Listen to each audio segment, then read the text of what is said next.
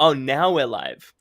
Now I we're was just saying live. that I'm not actually allowed to ask Simon how he's been Nope. before we start recording. It's against the rules. We're only allowed to talk if we're live or we're recording it in some way. We are Otherwise, we only miss allowed to the. be friends so long as it's content. Yes, it's a purely content production based relationship. That's right. That's right. There is no input Simon, without output. I've been dying to wonder. How are you? Now I can answer because we're live. I'm doing great, thank you.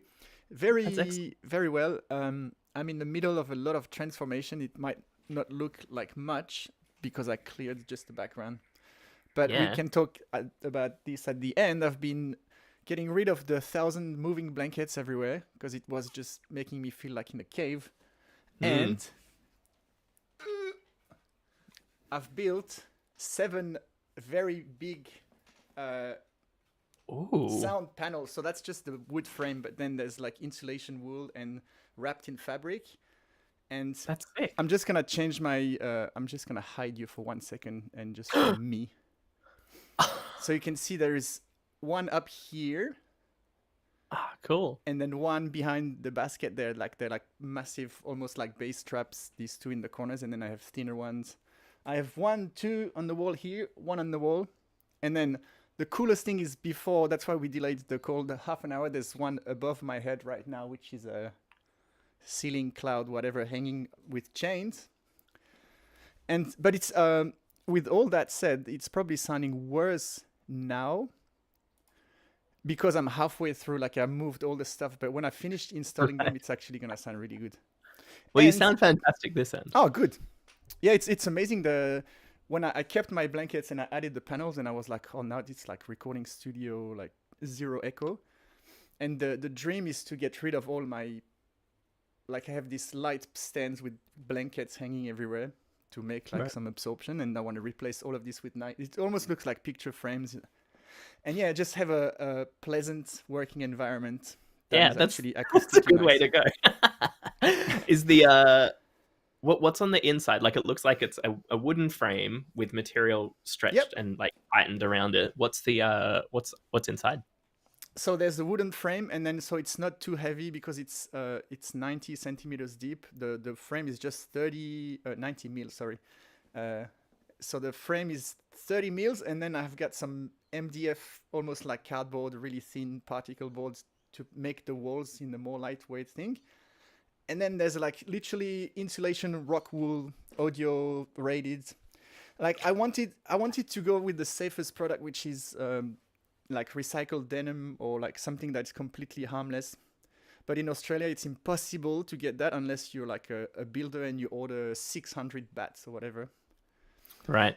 And so after a lot of research, I was like, everyone was like, literally all the best acoustic panels made professionally. They all use rock wool, not glass wool. Rock wool is a little bit better. It's still not great, but it's not fiberglass going under your skin and in your eyes and all. Yeah. And so I've bought this the highest R rating possible at Bunnings. So it's like as dense as possible to they're literally what you would put inside soundproofing walls. Yeah. And so there's 2 bats sitting in there, and then it's wrapped in a safety layer of weed barrier, which is kind of like what you put if you want to put like tiles in your garden. You put that under so the grass can't grow through the squares. So Right. it's meant to prevent anything from leaking through, and then it's wrapped in a nice little fabric from Spotlight. I bought like curtains materials. That's awesome. Yeah, You've and been busy, hey? You've been doing I some went research on. down a YouTube rabbit hole, and turns out this is like the professional sound panels. They're built exactly like this. Maybe the finish is a bit more professional, but yeah, wood frame and then staple gun, which is gonna be my sick pick probably, to Right. staple the fabric around, and they look nice and they work really, really, really well. And Yeah, it's so nice yeah, going from like where you've put up whatever you can, like whatever you have around. I had all of these like cone shaped. I used to work as a Apple repair hardware oh yeah, repair person, and so the way Apple ships you parts, they have the like packing foam is that like eggshell foam. yeah, And so I used to collect heaps of it, and me and all of my friends who are all like musicians, decked out our studios with all of this cone shaped foam, and Yeah, it's amazing for soundproofing. But when you become a grown up and you you put in the nice acoustic paneling, you put in something that doesn't need to like feel invasive and yeah, feel you know yeah, like you're saying, like you're working in a cave.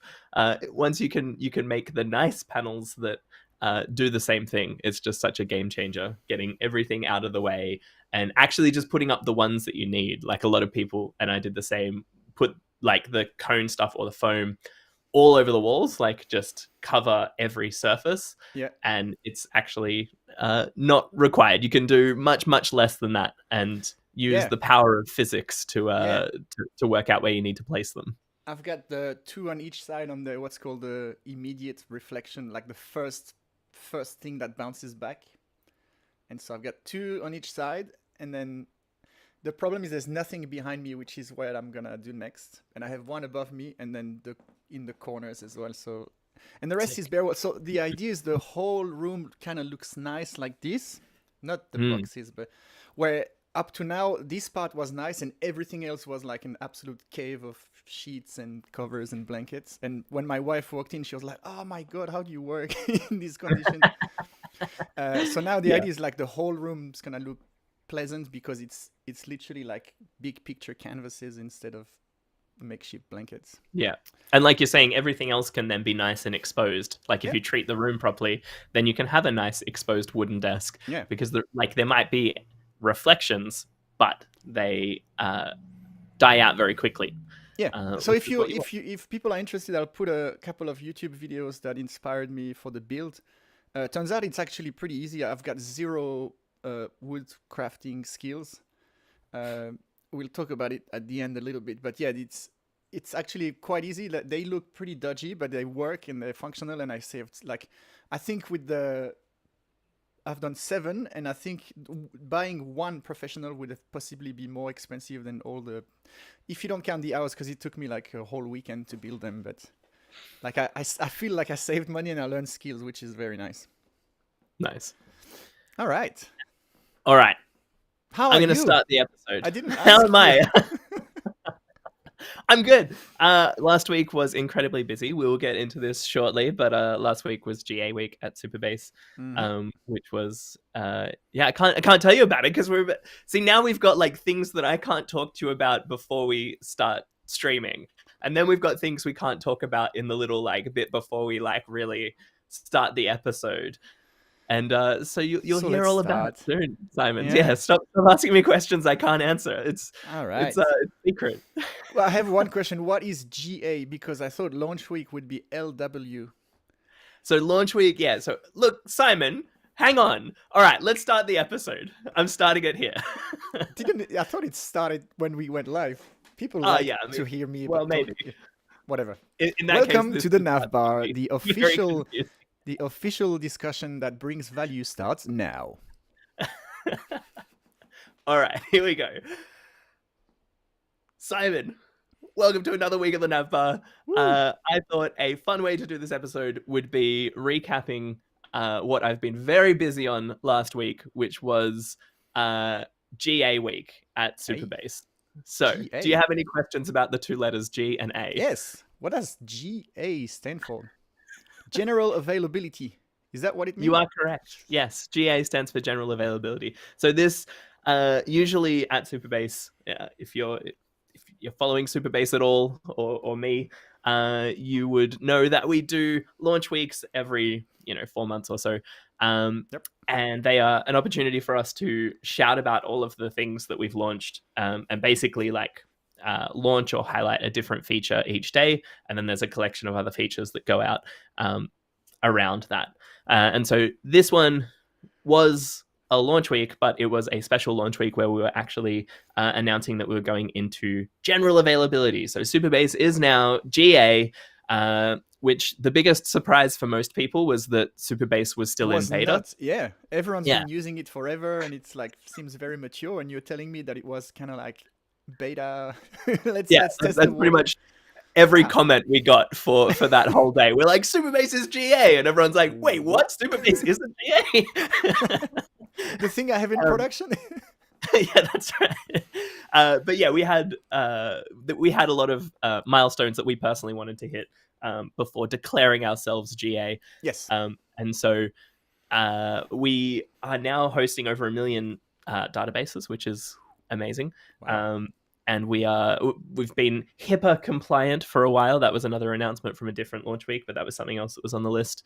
But yeah, basically we have hit all the different bits that we need to say that we are now enterprise ready, and you can use Supabase for anything at work, anything at home, anything in between, Yep. which is very exciting. That is awesome. Congratulations. So it's like a proper launch week because you're literally launching the actual Yeah, finished. that's Well, right. Yeah, I perhaps guess. never finished, but like the Yeah, now a thing.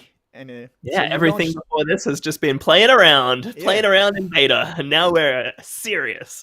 Well, that's Uh, impressive because it already came with the vibe and feeling that it was very mature and serious and stuff. So I'm excited to see what's next. So I imagine you launched GA, but the whole week wasn't like, "Hey, we GA, that's it. That's the announcement for the week." There was yeah, probably a so bit that more, right? was that was kind of the big announcement for the Yeah, first day on the Monday, and then yeah, we continued to roll out things for each day. So I was thinking it'd be fun to just go through like 10 sure. things that we Ooh, launched, my top 10, and then maybe yeah, like we can discuss each one as we go. If you have any questions uh, or anything to yeah. comment on or clarify. Sounds like a Um, good episode title as well, like very click converting. Perfect. Perfect. Number two, the second thing is actually another general availability announcement. And the second thing that's generally available is my hair. I took off my hat for the first video since I started at Supabase. And so I kind of like used it as an opportunity to build up a little bit of hype Yeah, beforehand. I did a video where I hinted that I was going to yeah. take off my I hat. saw that, and it's blurred out. You're like, you Yes. might even discover what's under there. And so Yeah. that counted as one full day of launch week. You were like, Yeah, oh, absolutely. I yeah, count it as the most important launch of the fair enough. entire week. Yeah, all of these exciting announcements blew my hat right off. So So what were that was the community reception to your hair? I've seen it before because I've got like access to things people don't see. But you had how the did? private beta of John's hair. Now that it's generally available, everyone has access. Yeah.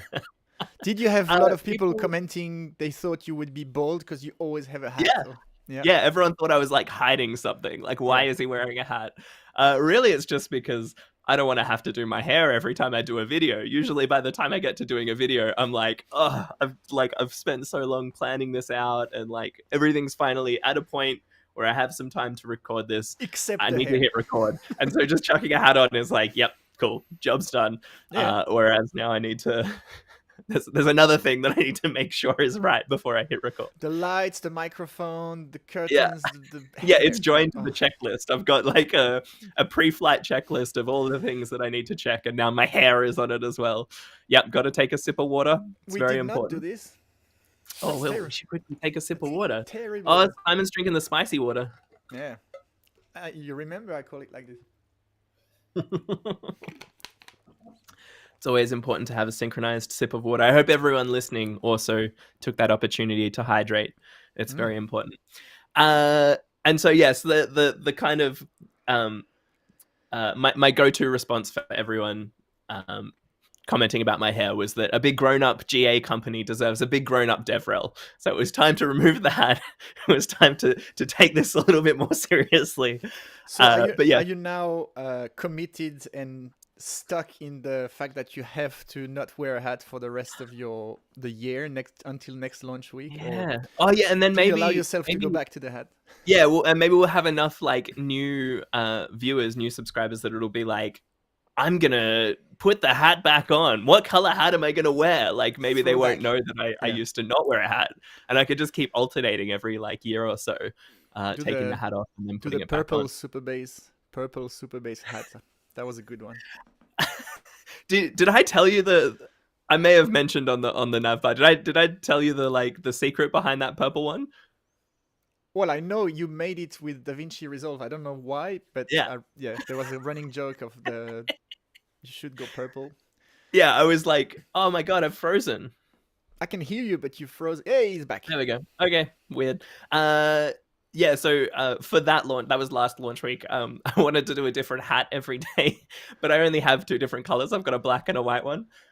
So I did one video where it was purple, and then I was going to do one where it was red and make a bunch of like Mario jokes and stuff. So my hat has always been an important part of my content, I guess is where we're going with this.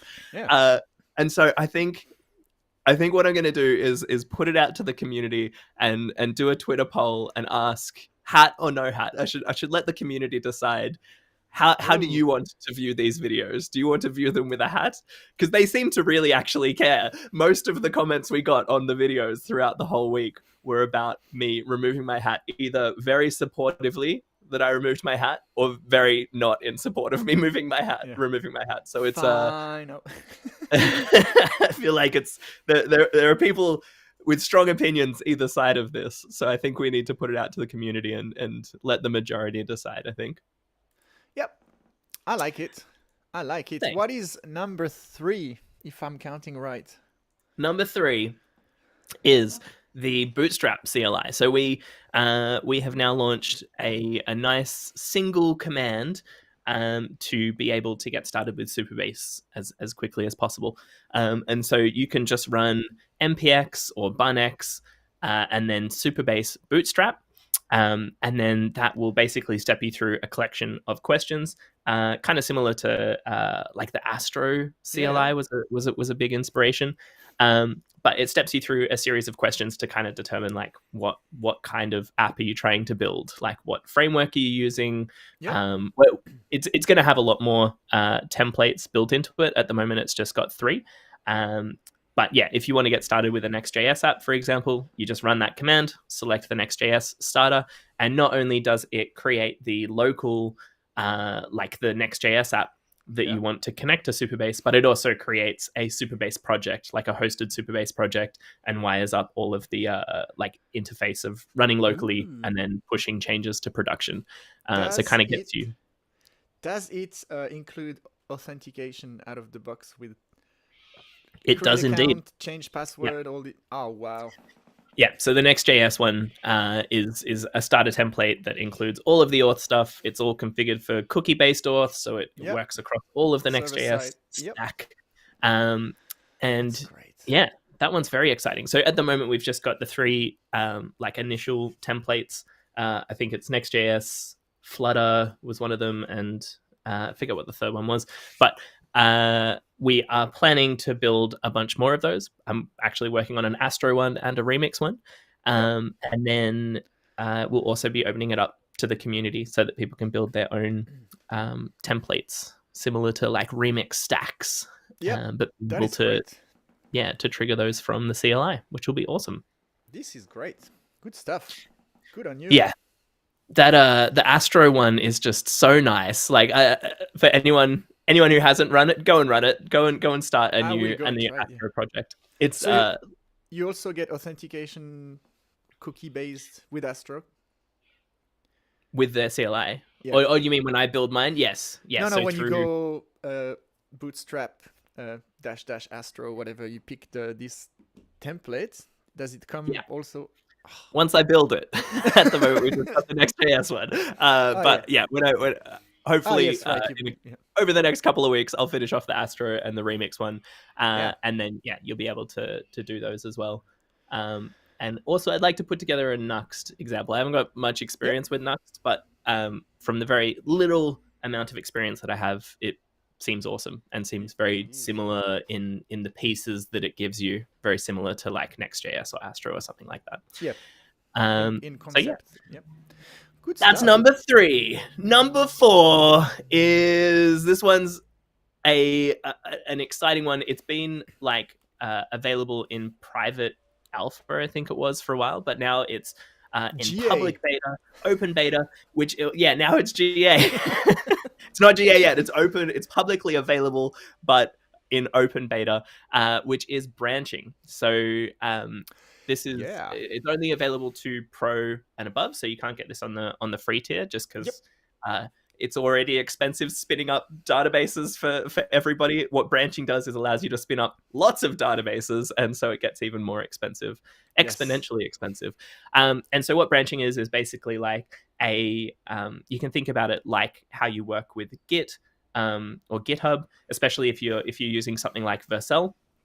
Um, it will detect that you have that your project is being deployed on Vercel, and when you create a new PR, for example, it will deploy a preview version of your application, so you can go and check everything's all good before you actually merge that PR and it goes into production.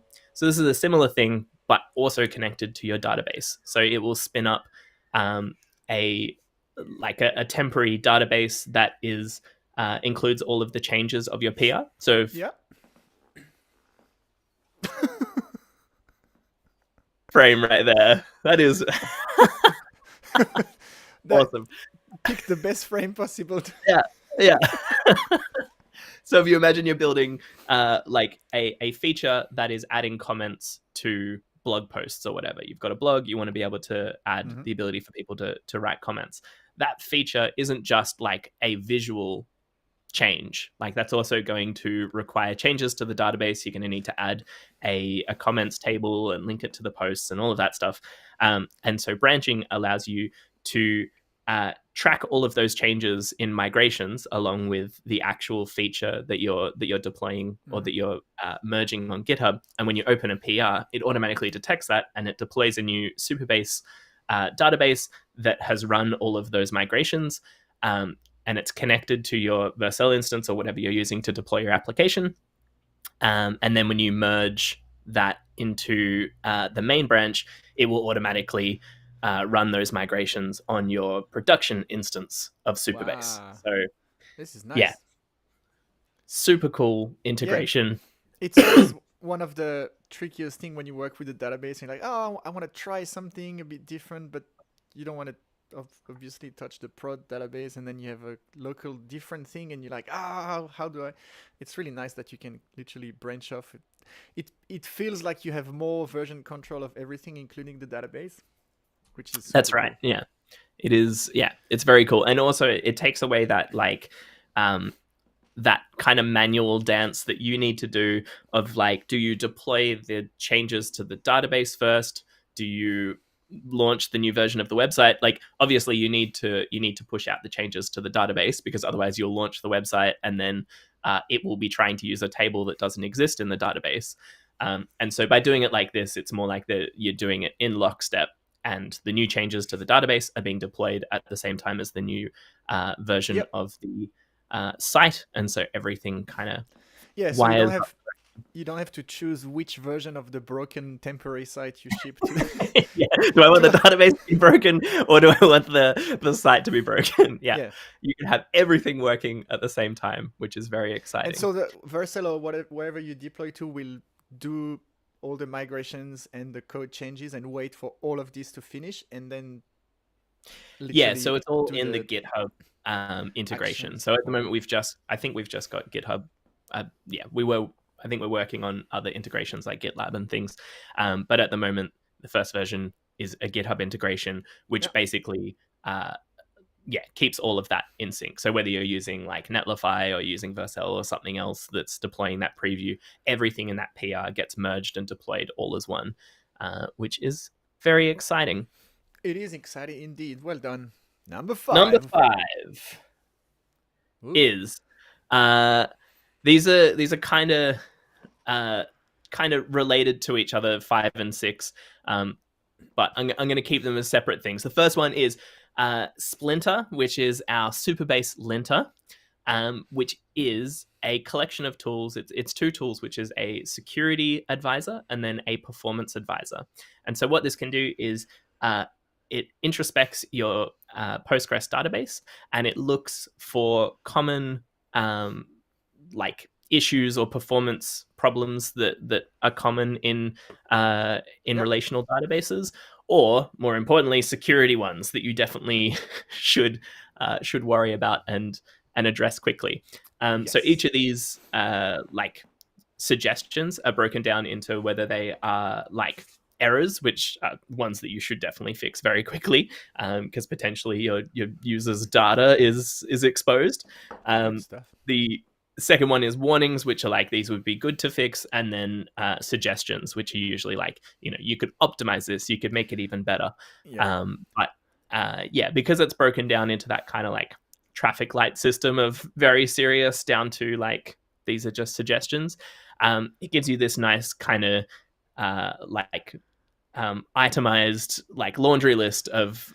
of priorities of things that you can work through And I if you imagine want. you can decide what should break the CI and not deploy. Like maybe you like if there's an Yeah, error, you're totally. like, I don't want to deploy that unless they're all fixed. Kind of like you would do. Yes, Yeah. yes, that would definitely be a future thing that we will be working on. But yeah, the way having that integrated into your CI Yep. pipeline and checking like are there any of those serious error ones, especially if you've integrated it in with branching as well, then that would be a very it would give you a lot more confidence when Yep. you're deploying those features to know that, oh yeah, we haven't exposed this thing.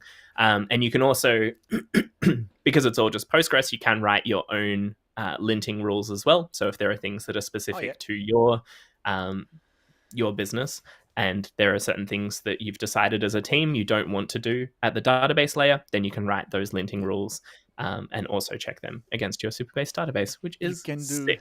you can do your own Airbnb Supabase splitter. God.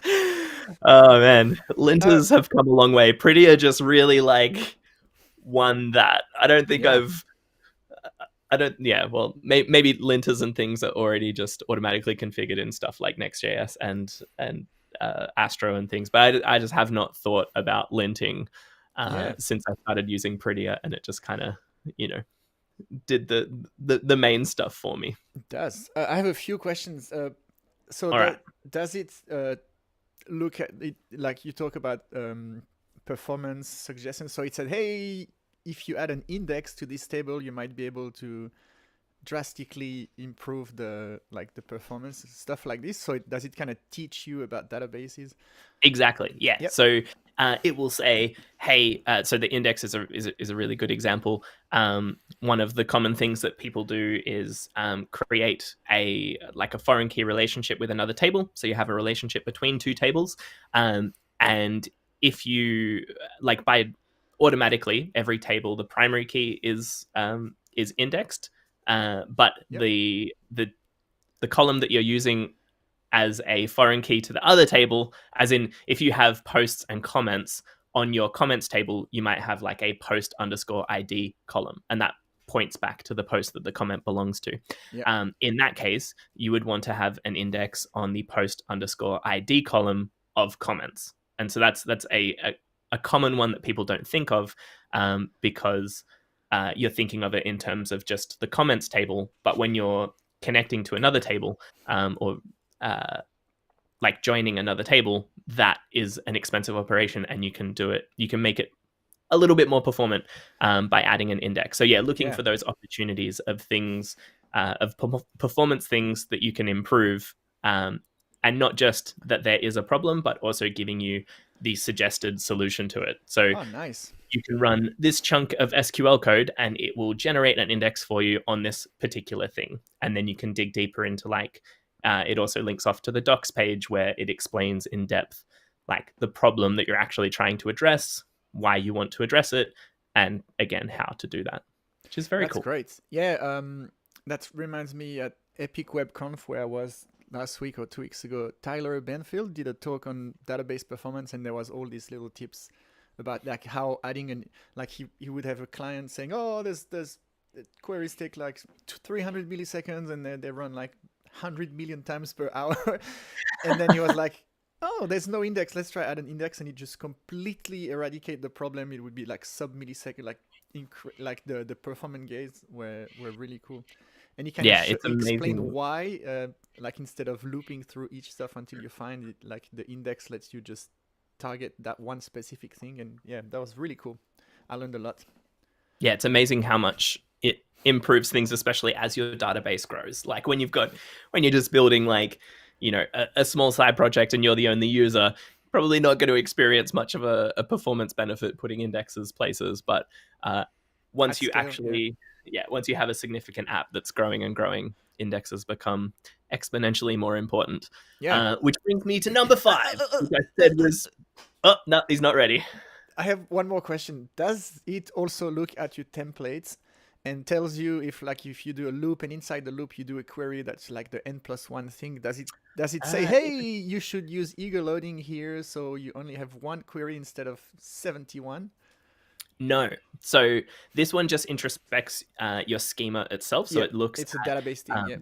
yeah. But the next one, Simon, let me get to the next one. Come on. Oh, Number 5 is, six. it sounds very similar, That's but it's number Index 6. Advisor. And it doesn't do exactly what you're saying. So what you're saying is more looking at like, how your code is using how it's using the Supabase Yeah. database.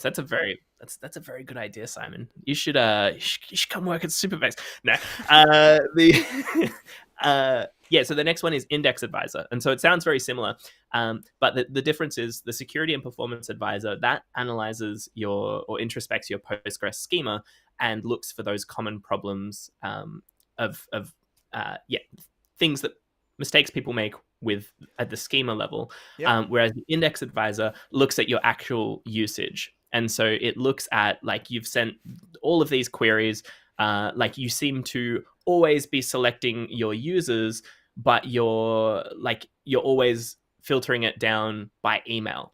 And so again, like you automatically have an index on the ID, but because you're filtering them based on a particular column that's email, which doesn't have an index, um, you are this is how much longer your query is taking. Yeah. If you just add an index to the email column, then this will take a lot less. And so that's closer to what you're Yeah. saying, Yeah. where it's more based on usage rather than just looking at like your Just raw the schema. schema. Yeah, so it So sees what you've looking at your tried to usage. do, and it's like, hey, I've like Clippy appears and say, I think you're trying to do this, but yeah, okay. So I guess that's the same.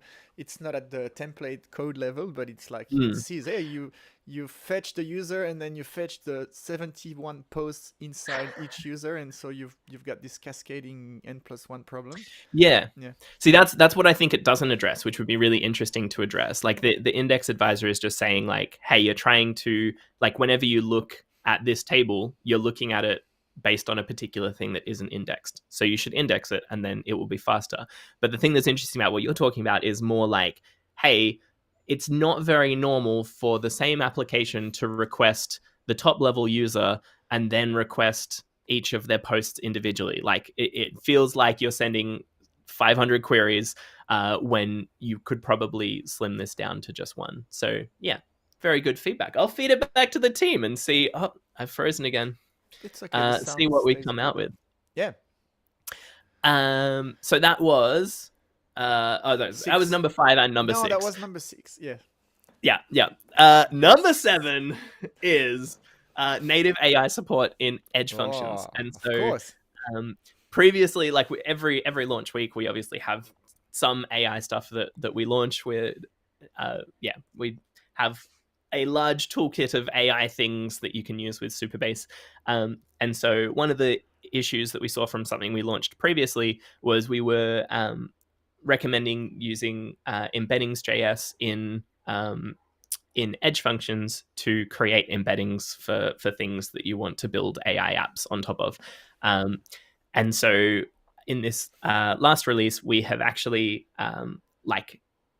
the problem was that this library is huge and AI models are huge. And so it takes a long time in an edge function to download all of that stuff to be able to use it. And so this kind of, we saw a lot of very expensive edge functions running that were kind of either waiting to download or waiting to interpret that model. And so we've now added AI models as an attached disk to the edge function. So rather than each of those edge functions needing to download this massive model from somewhere else, we just have all of those on disk and automatically attached to all of the edge functions. So you can use them basically from the same Supabase environment rather than needing to reach out somewhere and download it. So massively improves cold start times and download times Yeah. for doing AI embedding stuff, which is On very the exciting. edge.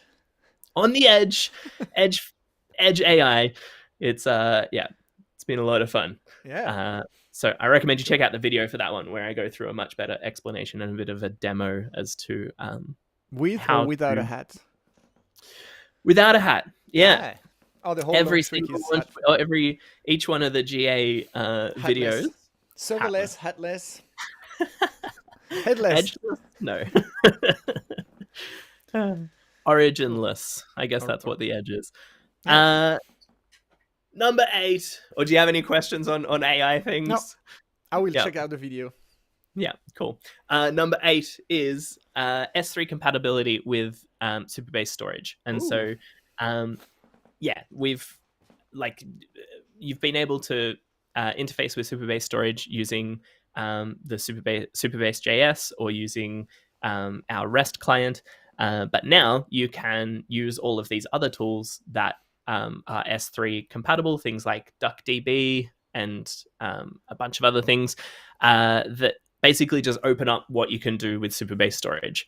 And so in the video that I put together, I used the AWS CLI for S3 and showed how to basically sync your entire local folder of images or whatever up to S3. But then because they are then available in Supabase storage, you can use all of the cool Supabase storage stuff that you get. So you can do things like image transformations and know which user is associated with those images and all of the cool Supabase ecosystem things. But you can use a whole bunch of tools, which opens up like a whole world of things that people have been asking for a long time to do with Supabase storage. So that would That be is very awesome. cool. So is the use case when people do not want to host the images with Supabase, but they want to benefit from all the cool stuff, like the ecosystem, like you said? So they'll still be hosted with Supabase, but the Yeah. thing is that you don't need to or you can, yeah, I think you can still like self-host them and things like that, but they're still within that Supabase project. Yeah. But the thing that it opens up to is other extensions that other people have built that are compatible with S3. Something that someone asked, which would be interesting. I need to investigate it more, but things like Theo's upload thing Yeah. project, like a file storage solution, and that's basically like S3, but not awful to use. And so this is I want to see whether there's a way to integrate with that, because the like Next.js components and stuff that Theo has built are awesome. Yeah. And so other tools that exist like that, I don't know if you can hear a Okay. chainsaw. It Let me fits with just your close the background. window. It was either chainsaw or the neighbor kids that got a motorbike for Christmas. Like, this little miniature motorbike. Hopefully that'll help a little bit. We'll see. You can probably still hear it. Yes. So yeah, S3 compatibility just means all of those other tools that exist in the ecosystem can now be used to alongside Supabase storage. So you get all of the stuff that you get with Supabase, and you also get all of the stuff that you get from the community. Yeah, which is very big win. That's awesome. Yeah. Next one, number 9, Ooh. is anonymous sign-ins. This is actually something I was very, very excited for, and something that surprisingly pops up a lot when I'm trying to build examples and things. And that's the ability to like sign in a user without them using credentials and without them like typing in an email or whatever. So if you imagine you land on like a SaaS site or something like that, and you're like, oh, I want to add all of these things to my cart, or let's say an e-commerce platform. So you're buying a bunch of stuff, you add a bunch of stuff to your cart, and then you refresh the page, or you like close it and you come back later. All of that stuff's gone if you don't Hmm. know who that user is. And Yeah. if you pop like an authentication page up in their face straight away, they lose the opportunity to like Yeah. get the value of your product and experience like what they can actually do with it before you tell them to authenticate. And so anonymous sign-ins allow you to like in the background when the user lands on the page, you authenticate them as just like a random UUID, and then you can use that to save their state. So something like um, being able to keep the items in their Yeah. cart. Just the Uh, state of the. Yeah. yeah. And then when you do want to ask them to authenticate, so let's say they get to like the payment bit, and you want them to actually sign in as a user or create an account, then you can just link that up with that anonymous user, and so the like It anonymous gets part promoted. kind of like Yeah.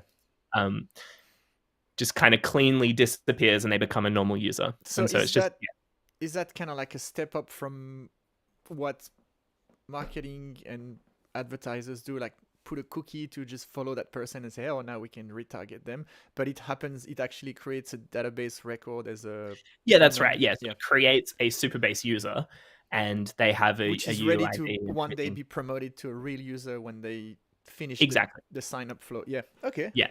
And so if there's anything else that you're keeping a track of about that user, like like they could still like if they were looking at a blog or something, they could still like posts and they could comment on posts if you wanted them to, and you could kind of like keep all of that related data in the database, and then when they become a proper Yeah. user, rather than all of that being like wiped clean, it just converts them into a non-anonymous user, a Yeah. regular user. And so in Um, your app logic, you can decide what they're allowed to do, and there's like yeah, has registered or has finished onboarding. And exactly. for Yeah, so you example, can. commenting on things would probably be a bad idea to have someone that's. But yeah, it's cool that you can say, hey, just I love that you lose a lot of customers because they're like, oh, I can't be bothered signing up. I'm not even sure if I'm gonna buy anything. But if you let them do stuff and then they're like, oh, I like this platform, I feel a bit invested, and then it's a lesser ask to say, hey, if you just put an email address, choose a password, then you can actually do all these things. Yeah, That's cool. exactly. So one thing that I wanted to build a long time ago when I started at Supabase was a way to like embed an interactive interface for Supabase in the docs. So have like a docs page that's like, this is how you query data, and then be able to like actually or like have an example that's querying data with Supabase JS or whatever, and you click to run it, and it gives you whatever the posts that you selected or whatever. But then it's an interactive thing where you can then modify that, and you can say, okay, well, I just want to select like the ID and the title for that blog post. I don't care about the rest of the fields. And then you click run, Yep. and it just gives you back that. So having an interactive environment within the docs, I think would be really, really cool. And the thing that kind of made that difficult was you don't want someone to come and create a table of like offensive swear words or something, and then that's kind of like um, available to everyone. Like everyone can see every table that anyone is creating and any row that anyone. It's kind of like the same thing you were just saying about The comments. Yeah. not wanting people to be able to comment and leave awful comments on things without being properly authenticated. Uh, yeah, similar thing. We wanted to be able, or I wanted to be able to like sandbox those people. So you land on the docs page, and it's like your instance of the docs page. So you can create tables filled with profanity, or you can, insert whatever rows you want. But then when you select them back, you're the only one that sees them. And Yes. so this anonymous sign-in thing is a really good way to do that, where everyone gets their own like sandboxed instance, where they can only see the No things that broadcasting. they Yep. have done. Yeah. That's great. Nice. It's And number 10, the big number 10 I hope you is kept the grand finale, like the big bang for the end. absolutely. We have acquired a company called Oriole. So Oriole DB does a whole bunch of awesome work in the Postgres and storage extension world, and they have now officially joined Supabase. So the Oriole team has joined Supabase, and are going to keep just building awesome extension stuff in the Postgres world that it doesn't sound like the biggest announcement here, but the things that it's going to let us unlock, I think, are very, very exciting. And so because of this team and this acquisition, I think there's going to be some very cool, unique things that Supabase will be able to do. Probably lots of fun announcements coming next launch week in like 4 months. 4 months, yeah. You just have to wait 4 months to understand why this is so cool. But there's a blog post that goes through all of the cool stuff that they have been doing, and maybe could help you brainstorm some ideas of things that we might be looking at doing in the future. Nice. And so in this acquisition, is like the team kind of joins you, and they're now your colleagues and friends, and you get to build cool stuff together. Yeah, exactly. Cool. So we've been working closely with them just on extensions and things, and we've been really excited about the work that they've been doing since cool. We all exist within the Postgres ecosystem, and like we build extensions that enable things just generally for Postgres databases, and they're doing the same thing. And so it's a very, very exciting acquisition that I think will lead to some very exciting stuff. Well done. Very good recap. Seems like a valid enough reason to miss last week's episode. I love that I miss 1 week and Simon just goes, you know what? I don't need you. I'm just going to replace you with Kenzie Dodds. That's fine. I'll just give my mate a call, get him online. It's Simon's a powerful person. Don't get on his bad side. I was really excited because I literally flew back the day before, and I was like, it's all fresh. I want to do a recap this week. And then I went into the speakers from the conference Discord, and I said, hey, if anyone wants to join me, I'm going to do a recap. And then I was like, no one answered. So I extended the invitation to all the attendees as well, because there's like a Discord channel for everyone who was at the conference. And then just as I started, Kenzie said, oh, what time does it start? And I just put a link there and spoke for 45 minutes by myself. And then all of a sudden, just like this ringtone. And I just picked up, and that was him. So when I'm streaming, I can see in my kind of like back office thing, I saw him in the camera, and I was like, oh, hang on a second, live stream. I'm going to bring a special guest. And I appreciate he showed up for like 9 minutes, and he literally said, I have 9 minutes. And when he hung up, that was 9 minutes later. So that was very, very precise. Like, I guess picking up the kids at 4 p.m. from music lesson, and it was like 3:51, and he was in his car, and I was like, yeah, I can probably jump in. And that was really cool. And I just opened I didn't try to talk. I just said, all right, what do you want to say? You got a little bit of time, and he just did his recap. So that was really cool. That's awesome. I really enjoyed the recap of all of the talks from Epic WebConf, but I'd love to hear a little bit more about your experience outside of the talks. Yeah. So what did you get up to? Last week, I did this recap of each talk, but a conference is way more than just the talks. And I kept saying I want to talk about the things, and I didn't. What blew my mind is just the location of the conference. I had been to the US once in San Francisco, and I didn't know what to expect of Park City and Salt Lake City and Utah, and it is amazing. Like, I knew it would be beautiful, but it was like that, and then so much more. Like I've been to lots of places with mountains that are like, oh yeah, I'm Swiss. I grew up in the Swiss Alps. I'm pretty picky with my mountains. And arriving there, like, it was absolutely phenomenal. It's a beautiful area, and it's got the same dry air that I grew up in, very dry. So it's got that smell of literally no smell. It's like crisp air. And I just arrived there, and I arrived 2 days earlier because I was supposed to teach a workshop that ended up not happening. So I was like, I've got time on my hands. I'm here, no responsibility, blue sky, and I just went hiking in lots of places. I didn't want to spend too much money on skiing, so I left it for the end of the conference, but I just walked around town and just walked on mountains, little hills, took photos, and just, that was amazing. Everyone's friendly. The photos looked incredible. The whole, those mountains look amazing. Awesome time to be there as well, where it's like, yeah, just getting snow on things, right?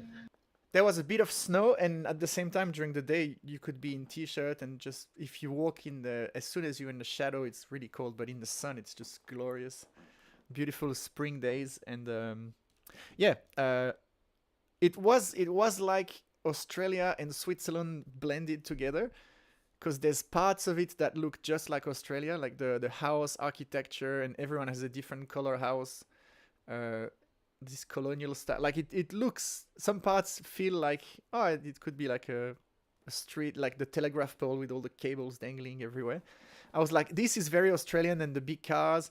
And then there's like the Swiss landscape and snow and bird sounds, and I was like, it's like my two worlds had collided, and I was like, you had the jet lag, like little dizziness, and I was like in a dream. At least it wasn't the snow from Australia, because that is No, definitely not ideal. well, it was spring melting snow, but I've always enjoyed this, and I knew that would be the case. Yeah. So the after the conference on the last day, the whole week I was like, guys, if no one goes, I'm still going. Like I am not surrounded by these mountains and flying back to Australia without one day of, even if it's raining and cloudy, and I'll go by myself. And a lot of people were like, oh, I don't know, it's a bit springy. And then I managed to get a few people warmed up. And so Kenzie Dodds drove a bunch of friends. We were 5 people, and we went to a resort. No, Park City itself is like the biggest surface area resort in the whole of North America. And I was like, I would be more than happy to go here, but Kent was like, if we go to another resort, it's way cheaper and it's less crowded and it's more local. And I was like, that sounds even better. So we drove about 45 minutes to a place called Solitude Mountain, which is more like, well, there wasn't powder snow, but it's very free, open, go under the chairlifts, carve your own lines. And then there's lots of also like groomed tracks. And that I there would have been a maximum of 40 people or 50 maybe in the whole resort. So it's like That's awesome. wide open, literally zero queue whatsoever. We just did laps and laps and laps and laps and laps and laps and laps. And I still have blisters on my feet because I rented boots and boards, and it wasn't exactly the right size. So good day, good day. My nose has barely recovered. I was peeling for a whole week because even with sunscreen, it's like just from 9 a.m. till 4 p.m. in the blasting sun with everything white reflecting. Yeah, a little bit closer to the sun, and Yeah, also the sun being reflected from every yeah. surface. But look, I grew up snowboarding, and I love snowboarding, and I was snowboarding, and on the chairlift there was Kenzie Dodds next to me, and these other really cool people that I've met during the week, and I was like, oh, this is good. this is this is the converging of like my snowboard and nerdy worlds together, and we talk about React and Tailwind CSS on the chairlift, and then go to the snow park. That's awesome. That was amazing. Nice. Yeah, I can never have this conversation with my snowboarding or surfing friends. That's like, you That's don't true. talk about Tailwind CSS on the chairlift. Yeah. Yeah. That's awesome. That would be, Yeah, yeah, so amazing. Haven't been snowboarding in Utah. I've heard, yeah, very, very good things. yeah. Yeah, So that would I be am amazing. definitely inviting myself next year.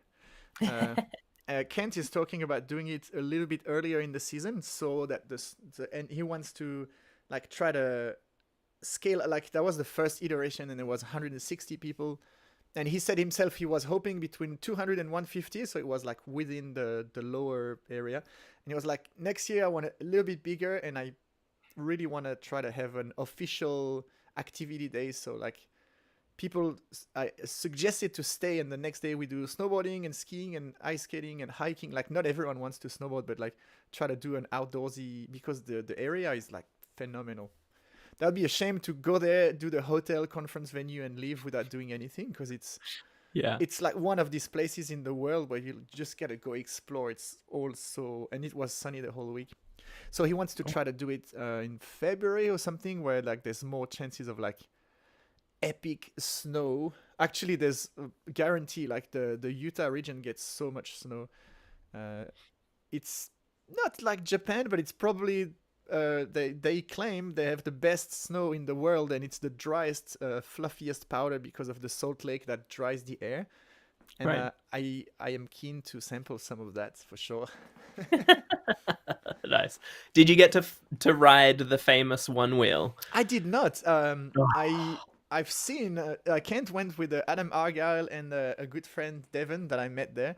Uh, I was a bit jealous, but at the same time, I had like while they organized this, I was talking with like 12 other people, and I didn't say, hey, if you go, please take me, and I'm sure he would have, but like the dynamics of like the after conference chat went like I started talking with people about my talk, and then I saw these guys. I heard the word one wheel, and they left, and I was like, whatever. But yeah, Kent has brought his three one wheels and brought two three. two people, and they went up a little hill, and they had a blast. Nice. So I That's a haven't tri tried wheel at that point. a tri wheel. Yeah, I tried a one wheel once, and I'm actually because I snowboard, skateboard, and surf. I picked it up almost instantly. And my Nice. friend who made me try was like, "You're disgusting." Because they were like, he made me put the helmet and say, "Oh, it takes a while," and I just jumped on and yeah, I got this. Nice. That's what I was hoping. I've always wanted to get one, and I've just been under maybe the false idea that like I'll just be able to do it because You will I skateboard, same if thing, you like yeah skateboard, snowboard, surf a bit, and so I feel like I should get it. I would be very disappointed if I got on it and then I'm like, oh god, I need to yeah. relearn how to use this entire thing. Like Now the you difference between skateboarding and snowboarding. I thought I'll get on a snowboard and it'll be fine. It'll be just like skateboarding, and it absolutely was not. yeah. Surfing is like this as well. You're like, Yeah. I know sideways. I can do. Yeah. No, but yeah, one wheel is you just literally put weight on your front foot, and as soon as the thing tilts, it's like, okay, you want to go forward, and if you want to brake, you press on the back, and if you brake long enough, you start going backward. So it's kind of intuitive, like okay, forwards to faster, back, and the turns are very much like snowboarding or cruising on a longboard skate. I picked it up instantly, and I was like, I feel like I've done this before. But the trick, if you've never been on a thing on wheels that goes fast, is as soon as you lean it, if you lean too much, it just goes turbo blast because it's an electric thing, so it's got like acceleration, and then people just fly off, and yeah.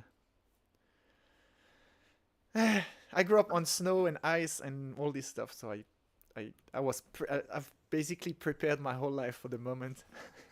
Very nice. So how did the kids and family go with your week long absence? I think they did well actually. I was prepared for like the my wife saying they're yours. Well, she did that. She went for a run for like 3 hours, but I think I had a really big chat with them and saying you have to be supportive and nice to your mom because she's by herself and it's really hard, and I don't want to be there and feel like I guilty, like I need to fly back. It's really hard, and she complained, and I think they've played their role really well. Like they had seemingly had a good time. Of course, it's always hard, but yeah, they made it work. Um, Yeah, that's awesome that they're like old enough to understand what's going on. Like they can yeah, yeah, understand their role changes a little bit. That's good. yeah. No, it was a really good conference. It made me question a lot of things in my life. I was like, why do I live away from the mountains? I had all of this, and now, but and I came back, and after 1 or 2 days going surfing, I was like, it's actually pretty nice as well. And now Yeah, I've surfing landed like on mountains on the water and they move yeah. rather than you moving. It's great. I gotta say I prefer snowboarding 1,000 times to surfing, but I went surfing this morning for an hour before coming here and working, and snowboarding is not one of these things where you just casually go from 6:30 till 8 a.m. before work Yeah, it's not for very free. accessible. Like you've got that unless you live right on the mountain. Like Yeah, it's but even much then less the resort opens at 9 or 8:30, so true. yeah. Yeah. Uh And just getting yeah. ready for like chairlifts and waiting in Yeah. line and all of that stuff. It's very different to just Yep. being able to like grab your board, swim out in the water, surf some waves, go to work. The other thing that made me reconsider is like I hate the hot humidity in summers in Australia. And in Park City I was like in t-shirt or little hoodie, and it was like so pleasant, and I didn't sweat once, and I was like this is just so much more enjoyable. And then as soon as I arrived back to Australia, there was like tropical humid air, and I was like, "Ah, is this how we live?" But now, like winter is coming, and I'm like, it's actually becoming really pleasant. And so I've come to the conclusion, my ideal life would be like ideally we can't do this, but ideally I would love to live in Australia from April till just before Christmas, and then do 4 months in Switzerland or whatever. But it's a bit hard for school and my wife's work.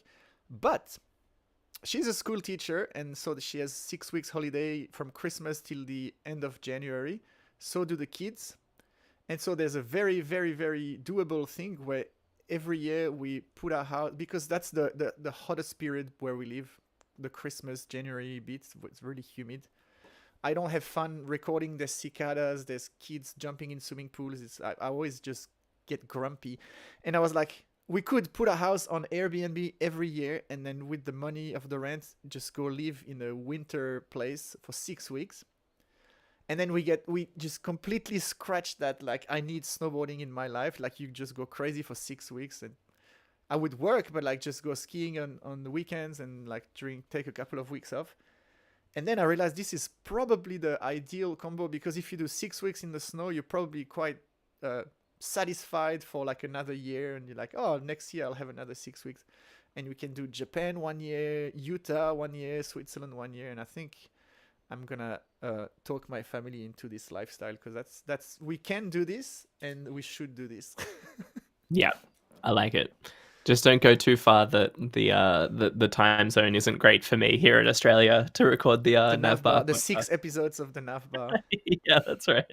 But yeah, no, that sounds absolutely ideal. I would Yeah. love to, yeah, have a little bit more balance in the snowboarding side of things in my life. Shout out to fly.io. They have the best swag. Look, That's it's sick.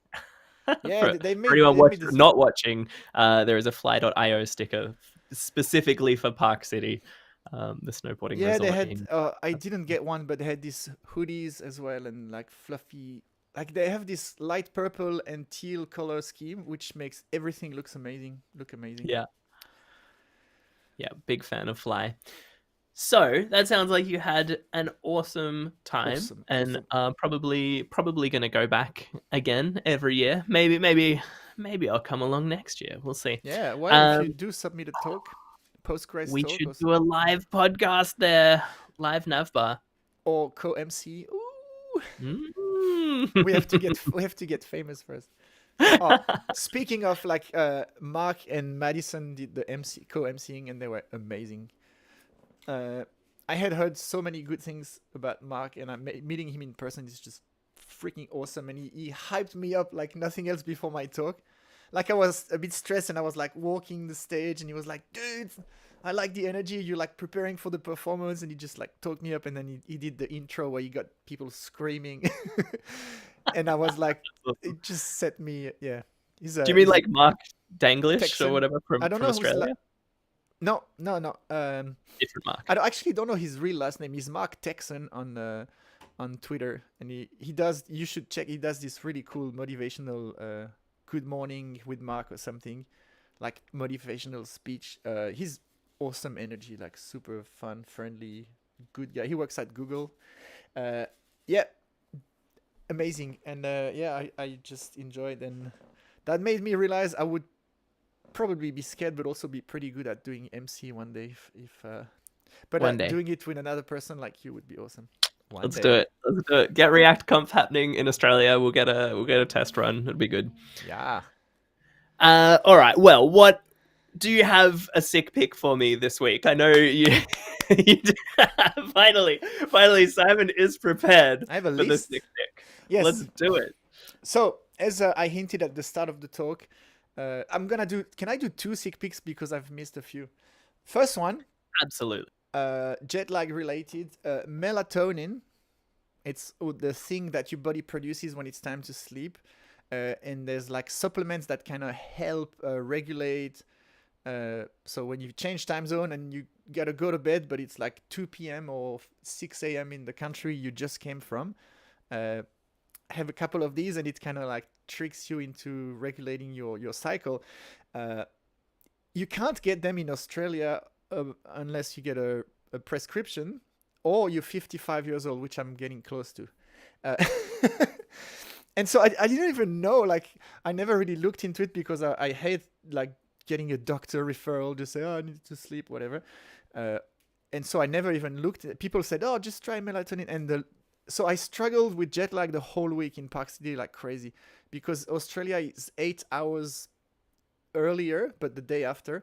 So basically, when it was time for bed in the US, it was like 1 or 2 p.m. In Australia. And then when I woke up, that's when it was 10 p.m. and that I was crashing in the morning. And I was just had the whole week. I was wide awake in the middle of the night, no matter how much I tried to sleep. And the last day, like literally the day of my departure, I went to the pharmacy because I had blisters because of snowboarding. So I bought some uh, like blister padding. And randomly, because I couldn't find them, I asked the pharmacist, "Do you have stuff for blisters?" And while was in front, and I was like, "Oh, and I don't know if you have anything. I've got to fly to Australia. If you have anything that helps with like sleeping or whatever." And he said, "Oh, just like melatonin is really good. Like you just." And instantly the word was like, "Oh yeah, everyone keeps telling me to try this." And turns out in the US you can just buy it like you would buy like Panadol or Nurofen or what. Just like you don't need any prescription. And I regret not buying like a massive one because I just got a little one, and it the return was so much easier. It just made me fall asleep and wake up naturally, and I didn't really have too much struggles with jet lag on the way back. Where while I was there was absolute chaos and hell. Mm. Yeah, that's a really good tip for for Yeah. flying internationally. So if you And get friends in the US, ask them to bring you a little or just jar. go to the doctor. Come on. You can make a GP appointment and go and talk Yeah, to them, explain your situation, and I'm sure they will prescribe you true. melatonin. Okay, that's my first 10-minute long sick pick that was supposed to be quick. Now for the real sick pick. Uh, like I said, I've started building these sound panels. The reason I'm holding this, and it's a construction made of wood, is while I was in Park City, my wife, who needed to kill time and get some time away from the kids, bought a table saw. Because she was doing like a What? little possum house project with pallet wood, and I got home and like it's been 2 years since I wanted to build sound panels, but I was like, I need to buy uh, a miter saw, like a hand saw with the cutting block or something budget, because we don't really want to spend money. And I saw this table saw, and I was like, I've been dreaming of just cutting wood stuff. And so I had never used one, so I had to go on YouTube and figure out how to not cut your fingers and stuff, and how it's meant, how the tools are supposed to work. And once I worked it out, I bought this really big sheet of thin MDF for the side of the panels, and then just like a 30 by 30 long sticks of wood at Bunnings, and I just cut everything to dimension, and it cuts through wood like butter. You just push the thing and it goes, and you don't even feel any resistance. It's like literally cutting melted butter with the knife. And so yeah, I'm in love with this. Now I just wanna I you look at random bits of wood, even a stick, and you're like, oh, I could push it through the thing and then make like you can recycle any bit of wood and cut it to dimension, and there's an angle if you want to do this like French cleats, whatever. Like it's super cool. It's precision cutting, and it's like so satisfying, and you get to feel like you're not just a digital builder, but like you're like building real things for a bit. Yeah, that's awesome. I have a circular saw, and anytime I use it and the line is not quite straight or it's not exactly where I wanted it to be, I wish I had a table saw. That's awesome. Yeah. So if someone doesn't know, a table saw is literally a table with like a circular saw coming out of the table, and instead of the saw doesn't move, you move the thing through the saw, and it just glides through. So you set the width you want to cut or the length, whatever, and then you use like a little guide thing, and you push through, and it just like. And I cut all these And I think bits. you can get like adapters that turn your circular, because it's like a circular saw but upside down. You can get like adapters to turn your circular saw into a table saw. Oh yeah, to like just hold it, and yeah. Yeah. And like my favorite part of the whole build is I built one of these from start to finish to see if the concept works, and it did. and then I had to build 7, so I had 14 bits of wood that was the right length.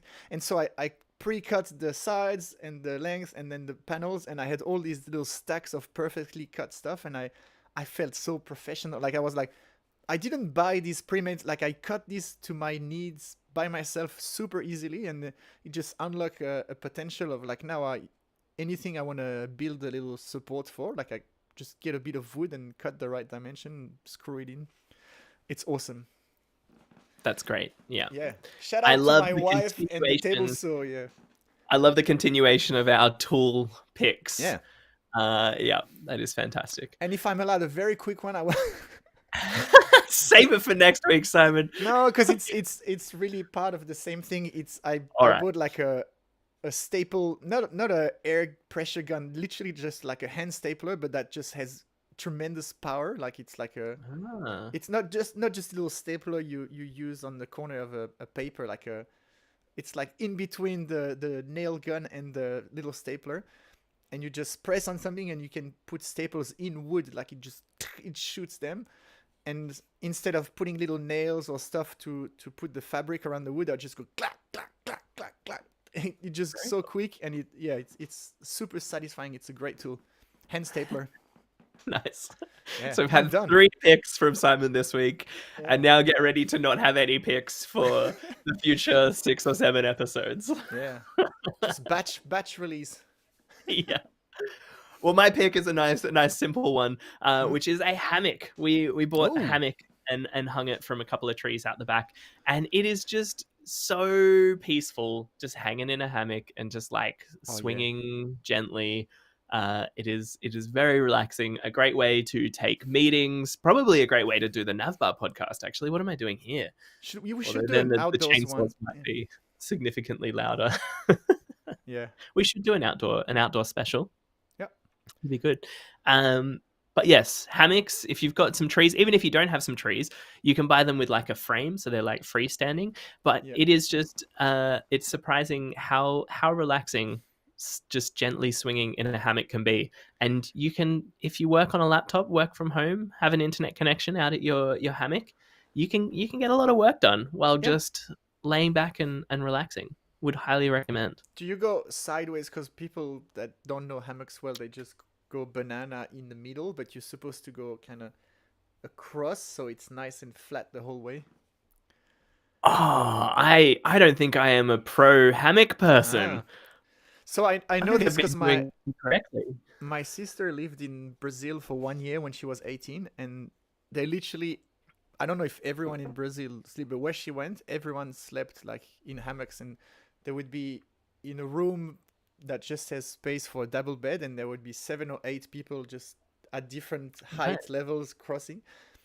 And then she literally brought a hammock back, and for 6 months next to her bed she had a hammock, and she slept in it because she got used to. And she was like, it's so much better. You push a little bit and it's like swings you for 3 or 4 minutes, which is just the time you need to fall asleep. And she Yeah, was that's showing me awesome. how the professional Brazilian sleepers can go, they go sideways, so you actually, your body is very flat instead of being like the. That's great. Yeah, usually I alternate between like laying in it like a banana and then like 90 degrees to that, sitting in it more like a reclined chair. For But the that is a meetings. Yeah. good tip. I'll have If to you, have to give it a go. yeah, but there's something really All right. relaxing. I agree. Yeah, absolutely. Get a hammock. They are surprisingly affordable for how Yes, comfortable and relaxing they are. we So, have one um, when we go camping. We the first thing we look is 2 trees, and we put the 2 hammocks, and the kids just, they never sleep in it. They just swing and flip and whatever. But the yeah, idea is like adults will be able to rest, and it turns out the kids always play on it. But it's yeah, yeah, it's great. yeah. It's great how much it like doubles up as like a very big fun swing for kids, which is Yeah, good. All right. Thanks for listening to another episode. This has been the NavBar, and we will see you again next week. we sure will. See you later. Be Bye. good. Bye.